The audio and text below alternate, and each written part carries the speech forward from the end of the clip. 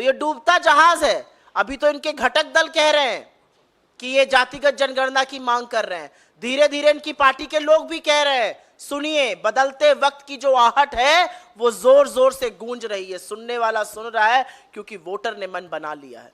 आप आरक्षण के खिलाफ रहिएगा, आप संविधान को नष्ट करने का काम करिएगा, संविधान को बचाएंगे हम।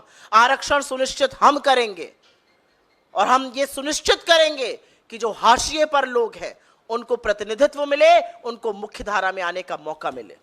मैम, एक सवाल और है। कल स्मृति ईरानी ने जिस तरह से राहुल गांधी को चैलेंज दिया था, उसके जवाब में आपने स्मृति ईरानी से कहा है कि जगह आप उनकी एंकर, उनके सवाल उनका, आप कहीं भी उनसे मुकाबला करने को तैयार हैं। मैं विषयांतर नहीं होना चाहती हूं, लेकिन इस सवाल का जवाब दे देती हूं। जिस व्यक्ति का वजूद ही यह था कि वो राहुल गांधी के खिलाफ चुनाव लड़ती हैं, उनके वजूद की हवा निकल गई, क्योंकि अब वो हमारे एक बड़े कर्मठ कार्यकर्ता से हारने की कगार पर है।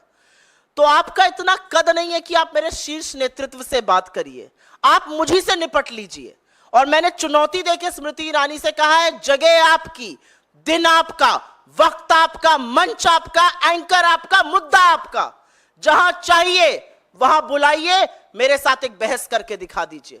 जिस मुद्दे पर आप चाहिए, महिला सुरक्षा, इकोनॉमी, वर्ल्ड अफेयर्स, जिस मुद्दे पर, जिस जुमले पर आप फेंकती हैं, उस जुमले पर बहस करिए। आपके साथ बहस करने को मैं तैयार हूं, क्योंकि आप मुझसे पहले बहस में निपट लीजिए। मेरा शीर्ष नेतृत्व तो आपकी पहुंच के भी बहुत बाहर है।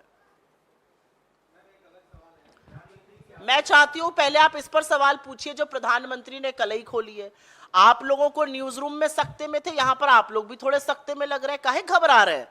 अरे जब प्रधानमंत्री नहीं घबरा रहे हैं, प्रधानमंत्री नाम बोल रहे हैं, आप लोग काहे घबरा रहे हैं? भाई खोलकर पूछिए।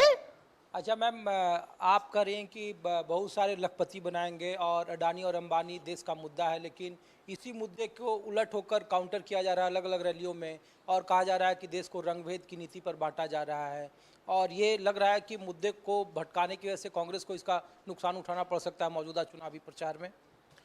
इस चुनाव में मुद्दा बेरोजगारी है, इस चुनाव में मुद्दा महंगाई है, इस चुनाव में मुद्दा बढ़ती हुई आर्थिक असमानता और गरीबी है, इस चुनाव में मुद्दा 22 लोगों के हाथ में 70 करोड़ लोगों के बनाम संपत्ति है, और इस चुनाव में मुद्दा आरक्षण है और संविधान की रक्षा है।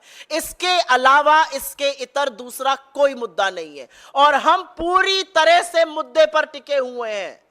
हम जिस भ्रष्टाचार की कलई खोल रहे थे, हम बार बार कह रहे थे आपने कुछ ही पूंजीपतियों के हाथ में इस देश के सारे संसाधन, इस देश की सारी संस्थाएं, इस देश की सारी जागीर दे दी। आज वो बात मोदी जी भी कह रहे हैं।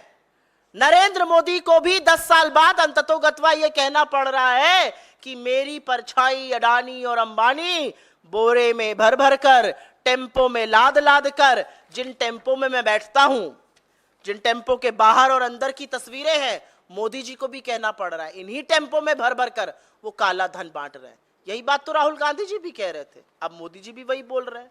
लेकिन अभी आप प्रधानमंत्री हैं, सत्ता आपके हाथ में है, कराइए जांच।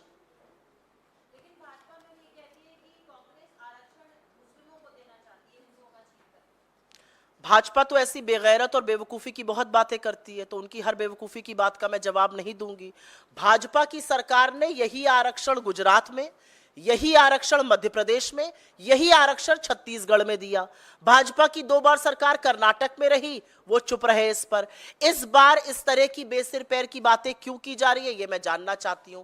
आरक्षण का मुद्दा एक है, आरक्षण का मुद्दा है कि जिस आरक्षण के खिलाफ भारतीय जनता पार्टी सदैव से, जिस आरक्षण दलित, पिछड़े, आदिवासियों के आरक्षण के खिलाफ आरएसएस शुरू से, चाहे वो मोहन भागवत हो